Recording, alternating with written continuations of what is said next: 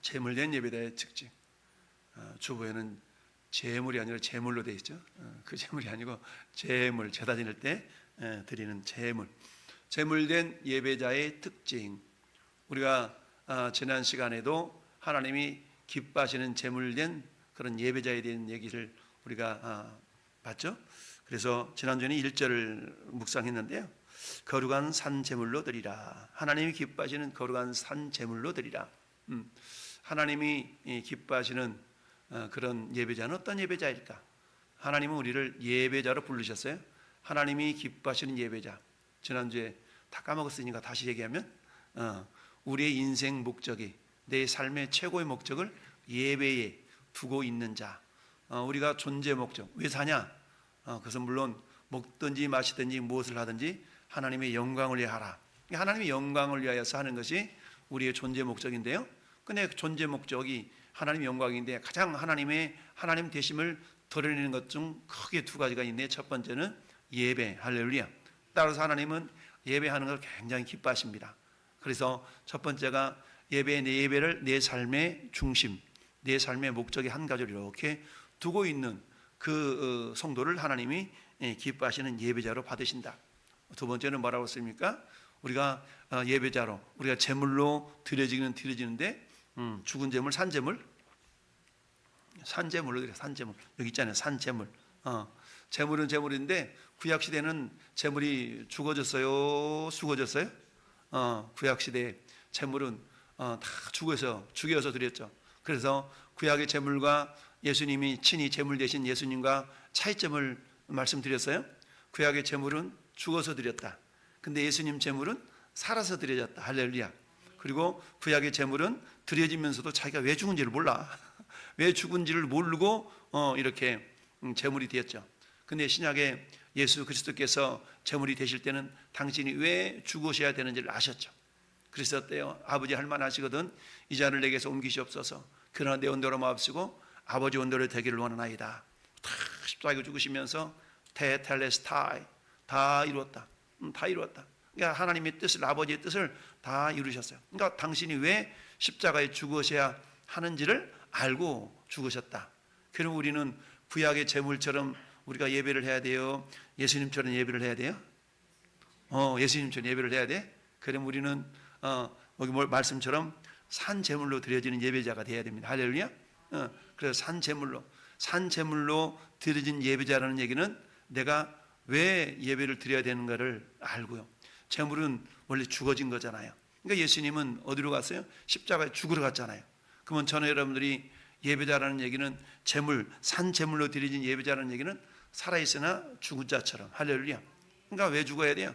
주와 복음을 내야 죽는 겁니다. 주와 복음을 내야 죽어지는 그런 자체를 가지고 우리가 예배를 드려야 된다는 얘기입니다. 할렐루야. 그러니까 내가 왜 예배를 드리냐? 내 자신 나는 날마다 죽노라 라고 고백했던 사도 바울의 고백처럼 우리는 죽어지는 모습으로 살아있지만 주님은 어때요? 십자가에서 죽어주셨잖아요. 무엇을 내요? 모든 인류를 내어 죽어주셨어요. 그러면 나도 죽어야 되는데 뭐 때문에 죽어야 돼요? 영혼을 구원하기 위해서 죽는 겁니다. 할렐루야. 잃어버린 영혼을 구원하기 위해서 내 승갈머리를 다 죽여야 되고 내 교만함과 내 자존심을 다 내려놓고 죽어야만이 그 영혼을 얻을 수가 있게 된다. 자, 오늘 제물된 예배자의 특징이 있다. 제물된 예배자. 저와 여러분들은 제물된 예배자인데요. 이 제물된 예배자의 특징이 있다. 그 특징을 자, 서론을 같이 한번 읽어봅시다. 시작. 죄를 위한 마지막 제물은 구원자가 십자가에서 죽으심을 통해서 드려졌기 때문에 이제 하나님께서 찾으시는 제물은 산 제물입니다. 이것은 예배자가 자신을 제물로 바침으로써 예배한다는 것을 의미합니다. 우리가 예배를 위해 희생 제물을 가지고 하나님께 나아갈 때 하나님께서 제단 위에 올려놓기를 바라시는 것은 우리 자신, 즉 우리의 몸입니다. 이것이 바로 하나님께서 찾으시는 제물입니다.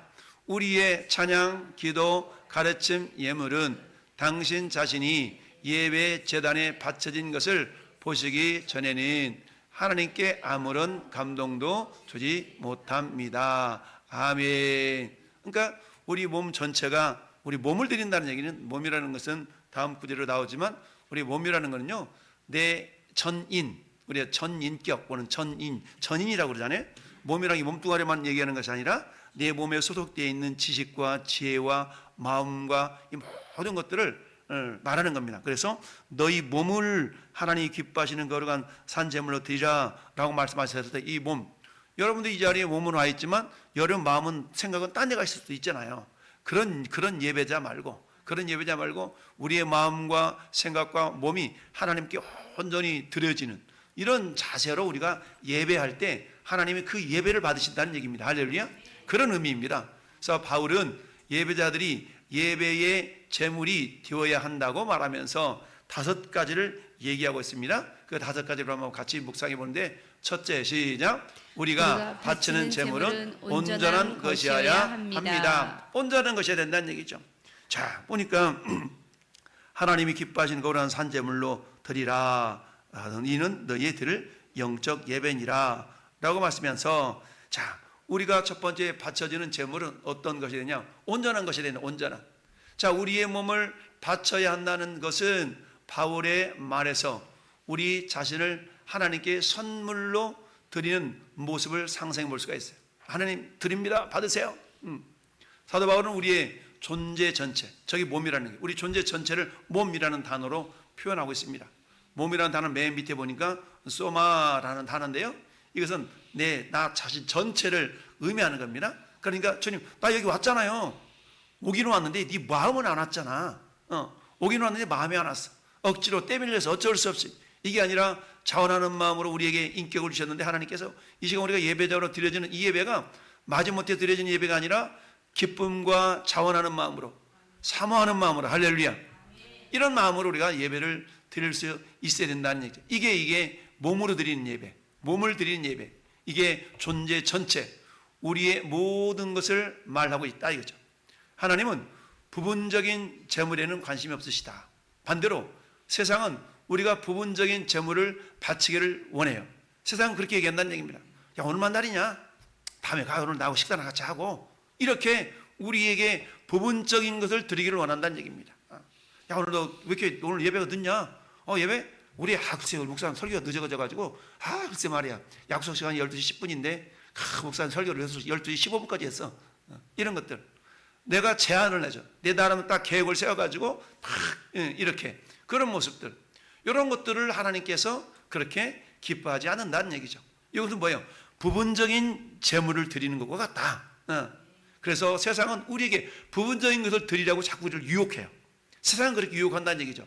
그러나 하나님은 어때요? 우리의 전부를 바치기를 원하신다. 그래서 우리가 완전한 제물만 하나님 받기를 원하시기 때문에, 여러분 구약시대에도 하나님 앞에 드려진 제물은 어떤 제물이었어요?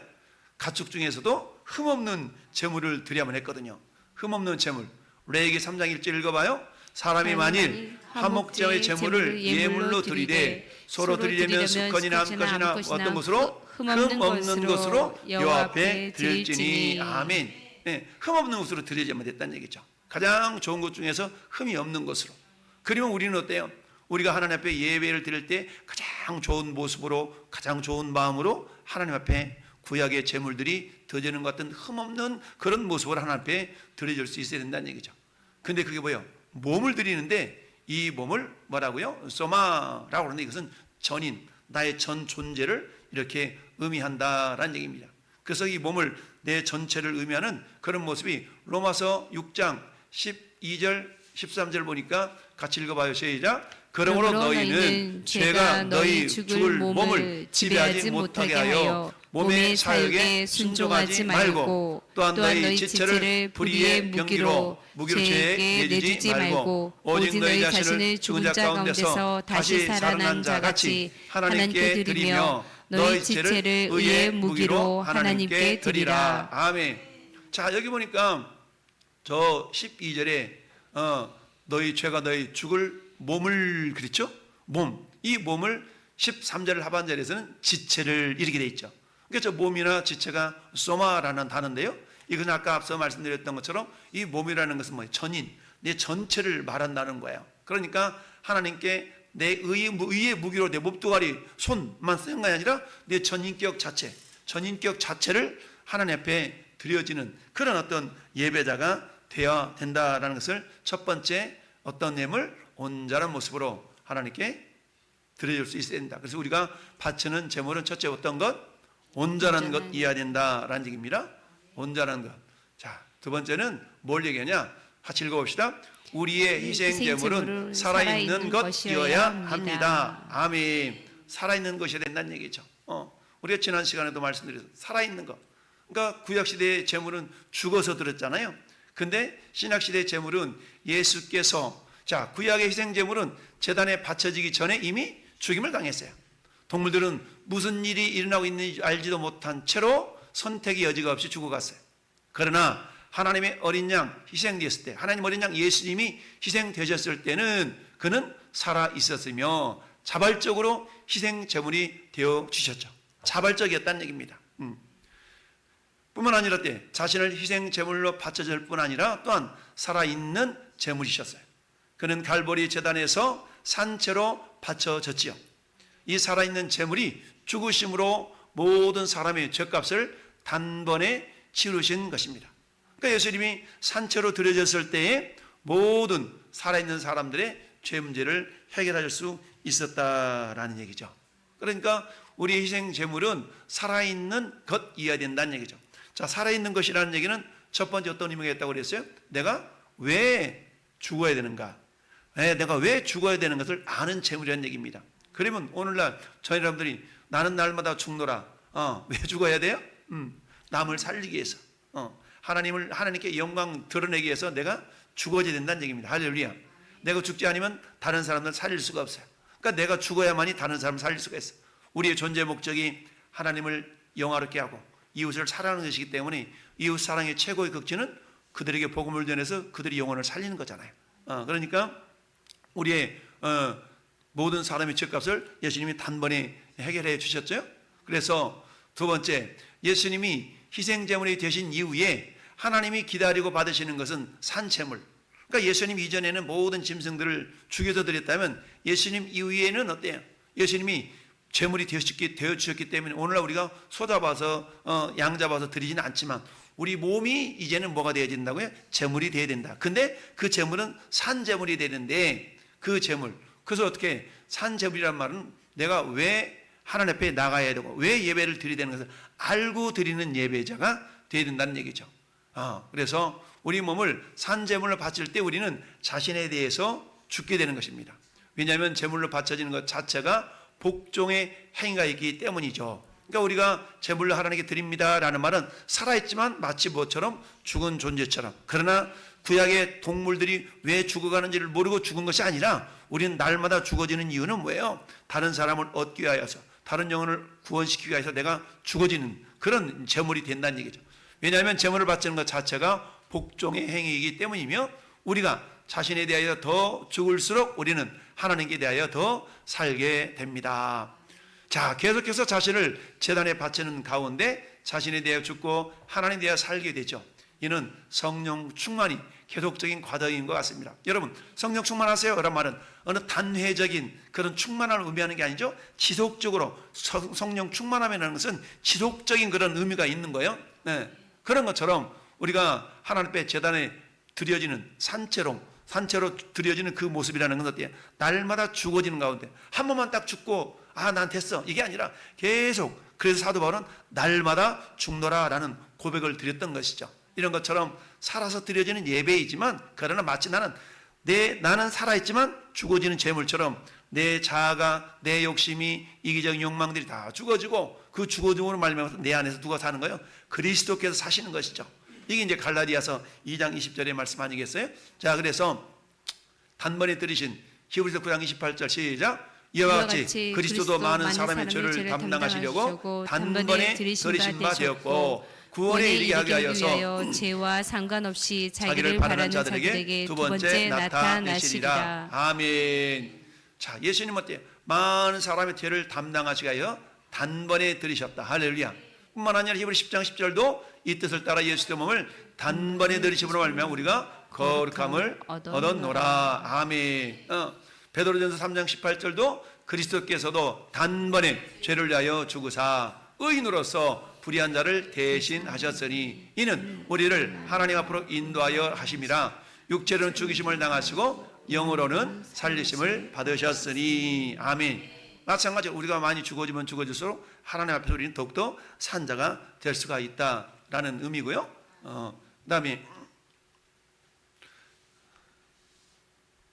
밑으로.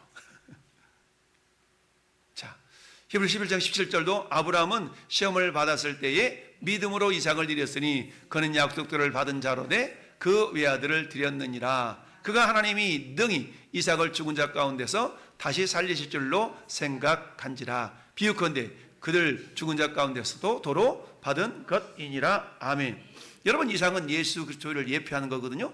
예수님의 예표가 이삭이에요. 그러면 모든 동물, 제물로 드렸던 동물들은 죽여서 드렸지만 이삭은 산채로 드려졌잖아요. 산채로 드려졌음에도 불구하고 아브라함에 대해서 항거하지 않았잖아요. 그 청년이 나이든 노인네를 못 이겨 먹어가지고 이 제물된 게 아니죠. 아버지 뜻에 철저하게 뭐였어요? 복종하고 순종했다는 얘기입니다. 한마디로 말하면 자기가 죽었다는 얘기죠.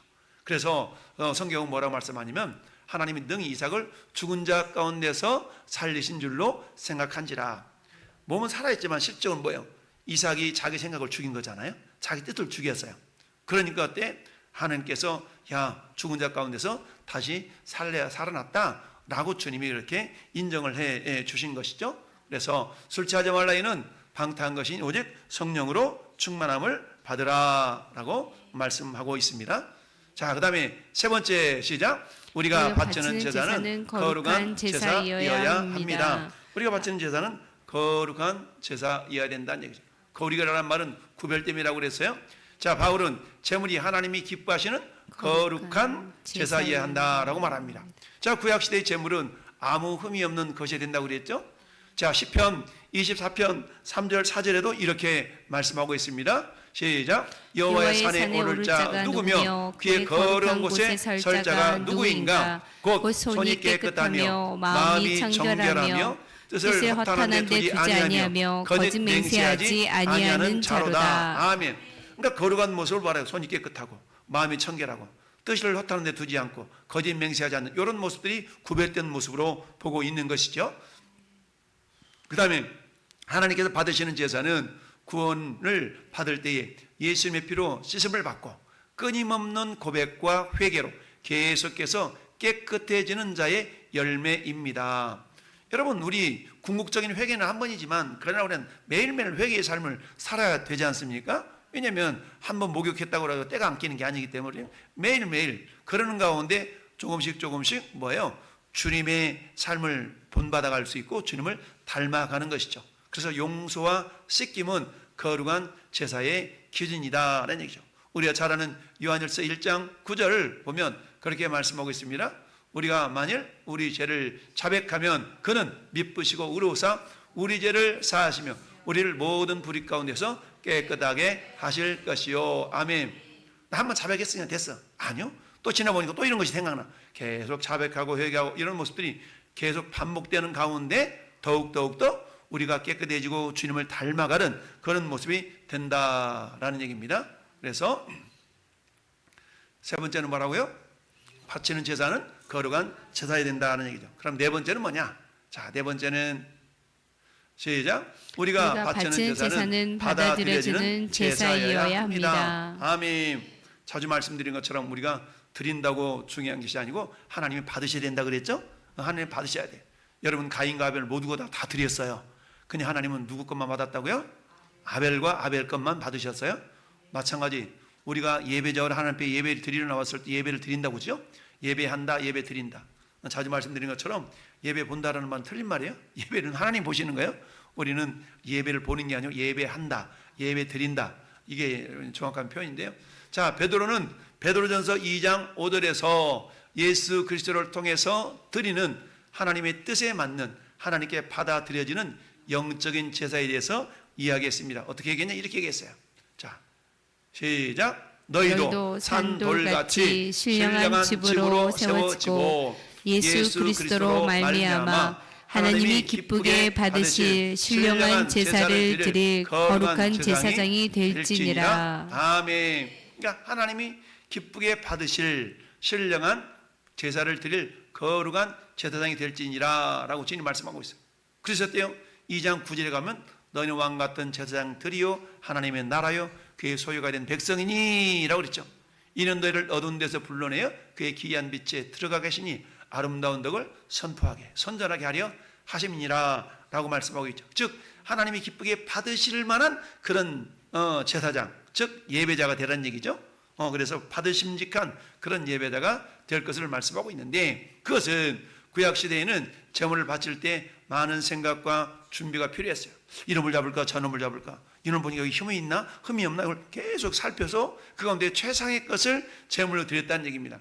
그러면 우리 몸이 하나님 앞에 제물이 되어져야 되는데 그냥 대충 이거 오늘 예배 드리러 가야 되겠다 이게 아니라 항상 우리 마음을 살피고 우리의 또 몸을 살펴서 하나님이 받으심직한 그런 어떤 예배자가 되어야 된다는 얘기죠. 왜? 우리 몸 전체가 예물이 되기 때문에 그렇다는 얘기죠. 그래서 오늘날 이 제물을 바칠 때에도 하나님의 조건을 만족시키기 위해서 많은 생각을 하지 않으면 안 된다는 얘기입니다.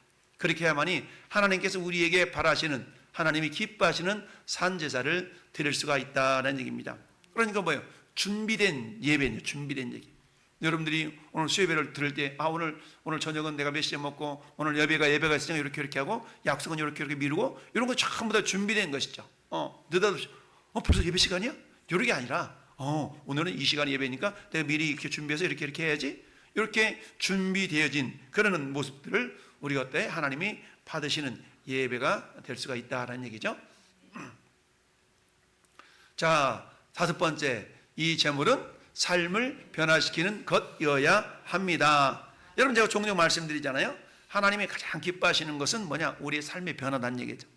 예수 믿은 지 오래되었음에도 불구하고 예수 믿기 이전이나 예수 믿은 이후나 삶의 변화가 없다. 이건 뭔가 문제가 있는 겁니다. 그 제물은 어때요? 죽은 제물이 아니고 산제물. 산제물은 산제물이지만 죽어지지 않았다는 얘기죠. 내가 죽어질수록 주님이 나를 통해 살아나기 때문에 우리가 산 제물로 드린다는 얘기는 뭐예요? 내가 왜 예배를 드려야 되며 예배를 통해 내가 주님을 어떻게 닮아가길 원하며 이런 마음과 생각을 가지고 예배를 해야 되는데, 그런 마음 없이 그냥 와서 적당히 헌금하고 그냥 예배 드리고 나 오늘 예배 드렸어, 너 주일 지켰어, 이런 자세를 가지고 예배한다면 그 예배는 하나님이 기쁘게 받으시는 예배가 될 수가 없다는 얘기죠. 그런 예배를 드리는 자의 삶은 변화가 없다는 얘기죠. 삶의 변화. 여러분들이 작년보다 올해보다 내년에 내 삶 속에 뭔가 한 가지라도 더 변화되는 그런 구석이 있어야만이 예배를 잘 드렸다라고 우리가 할 수가 있다는 얘기죠. 그래서 어때요? 우리가 예배를 드리고 나갈 때, 예배를 마치고 나갈 때 다양한 많은 말씀들이 주어지지만 그 말씀 가운데 한 단어라도, 한 소절이라도 내가 마음속에 탁 담아서 이 말씀 가운데 한 주간 동안 붙들고 좀 살아봐야 되겠다라고 이렇게 그런 자세를 가지고 가지고 산다 그러면, 야, 내가 정말 마음이 깨끗해야만이 하나님을 본다고 그랬는데 마음이 깨끗하기 위해서는 맞아, 하나님 만나면 뭐하지? 생명을 받아야 되는데 하나님은 생명의 주인이시라는데 그 하나님 생명의 주인한테 내가 생명을 받으려고 하면 하나님을 만나야 되는데 만나려고 그러면 어떻게 돼? 내 마음이 깨끗해야 되겠지. 깨끗하게 되면 어떻게 되지? 주님 말씀과 기도로 거룩해진다. 주님 보혈을 덧입는다. 이런 식으로 우리가 계속 묵상하는 가운데 우리가 하나님께서 하나님은 생명의 주인이시라는 말씀을 우리에게 이렇게 믿음으로 다가올 수가 있는 거죠. 자, 제물은 삶을 변화시키는 것이어야 된다. 자, 살아있는 제물의 궁극적인 목표는 하나님께서 마땅히 받으셔야 할 것을 드리는 것 외에 우리 자신에게 우리를 위해서 무엇을 할 것인가 하는 것입니다. 하나님께 드렸어요. 그럼 드리고 나서 우리 자신은 어떠냐는 얘기죠. 내 자신은 주님을 닮아가는 모습으로 변화되는 겁니다. 그래서 이 예배의 행위의 결과는 예배자, 예물을 바치는 자의 성품이 변화되는 것이다.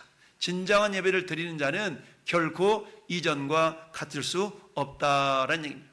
즉 우리가 예배를 제대로 드리면 우리 삶이 변화된다는 얘기죠. 여보 당신 좀 바뀐 것 같아, 좀 변한 것 같아. 긍정적인 모습으로, 믿음의 모습으로 변한 것 같다는 얘기. 이런 소리가 들을 수 있다면 그게 복된 예배자가 되고 있다는 얘기죠. 자, 그래서 우리가 매일 우리의 몸을 산 제물로 하나님께 바칠 때 우리의 마음은 새로워지게 돼 있고요. 우리는 조금씩 주님을 닮은 모습으로 변화해 간다. 너희 안에 이 마음을 품으라고 그리스도의 마음이니 그랬죠. 우리 마음이 예수님 마음으로 이렇게 변화가 되는 거야. 예전에는 내 생각으로 이렇게 내 생각으로 바라봤다면 이제는 어때? 주님이라면 이렇게 하겠다.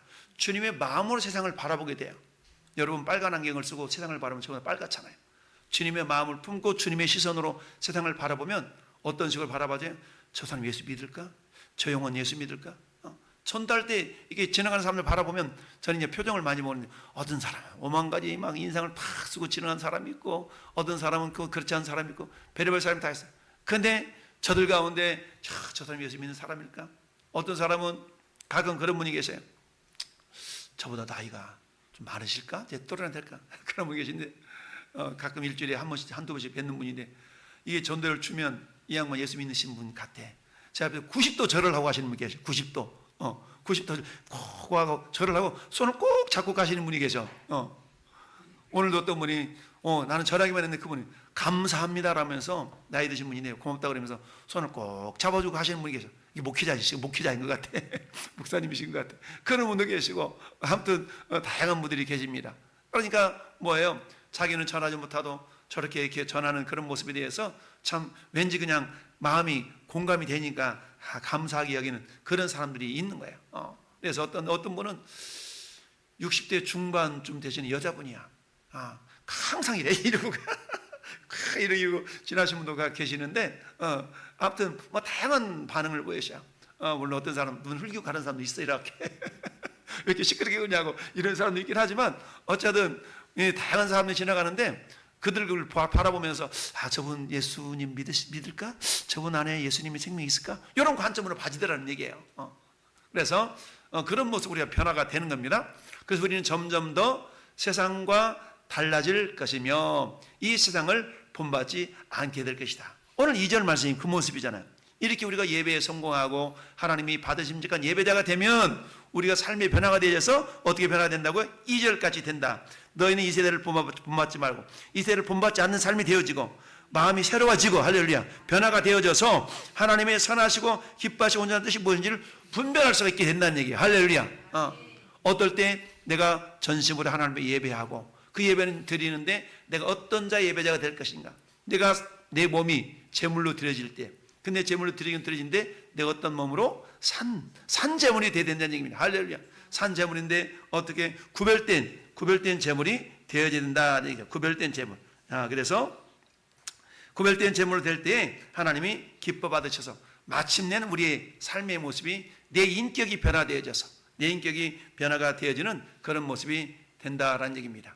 자, 그래서 에베소서 4장에 시작. 우리가 다 하나님의 아들을 믿는 것과 아는 일에 하나가 되어 온전한 사람을 이루어 그리스도의 장성한 분량이 충만한 데까지 이르니, 이는 우리가 이제부터 어린아이가 되리 아니하며 사람의 속임수와 간사한 유혹에 빠져 온갖 교훈의 풍조에 밀려 요동하지 않게 함이라. 오직 사랑 안에서 참된 것을 하여 범사에 그에게까지 자랄지라. 그는 머리인 곧 그리스도라. 아멘. 우리의 우리의 목표가 어디까지 돼야 돼요? 예수님을 온전히 닮아가는 데 있어요. 할렐루야. 이게 우리 삶의 목적을 두고 우리가 예배를 드리며 있어서 말씀 하나하나가 내 삶의, 내 마음 가운데 잘 꽂혀서 우리 인격이 변화되어지고 마음이 변화되어지고, 그래서 오늘 이 세대를 본받지 말고 오직 마음이 새롭게 됨으로 변화를 받아. 마음이 변화돼야 행동이 변화되는 거 아니겠어요? 마음이 변화돼야 말과 행동이 변화되죠. 마음이 변화되지 않는데 입술이 변화되겠습니까? 마음이 변화돼야 입술이 변화되는 거 아니겠습니까?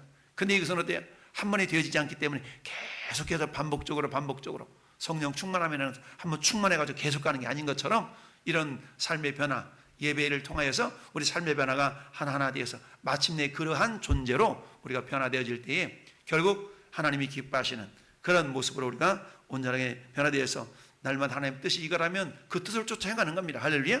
그래서 하나님의 선하시고 기뻐하시고 온전하신 뜻이 무엇인지 분별할 수 있는 지혜로움이 생기게 될 줄로 믿습니다. 결론을 같이 읽어봅시다. 시작. 많은 하나님의 자녀들이 하나님의 뜻을 알려고 애쓰고 있지만 그들이 제단에 자신을 바치기 전에는 하나님의 선하시고 기뻐하시고 온전한 뜻이 무엇인지를 알 수 없을 것입니다. 우리가 몸을 제단에 끊임없이 바치면 바칠수록 우리는 점점 더 그리스도를 닮게 되고 우리를 향하신 하나님의 의도를 더 잘 분별할 수 있게 될 것입니다. 아멘. 그게 오늘 12장 1절 2절의 말씀처럼 하나님께서는 우리에게 어떤 제물된 예배자가 되기를 원하시는가를 우리가 바라보면서 오늘 5가지를 생각해 보았는데요. 우리가 바치는 제물은 온전한 것이어야 되면서 또한 살아있는 것이어야 된다. 자, 세 번째는 뭐라고 했습니까? 거룩한 것이어야 되고, 그 다음에 네 번째는 하나님이 받아들여지도록 들어질 수 있게 있어야 되고, 그런 것 때문에 그 예배를 통해 마침내 우리가 삶의 변화가 있어야 된다. 삶의 변화는 인격이 변화죠. 인격이 변화.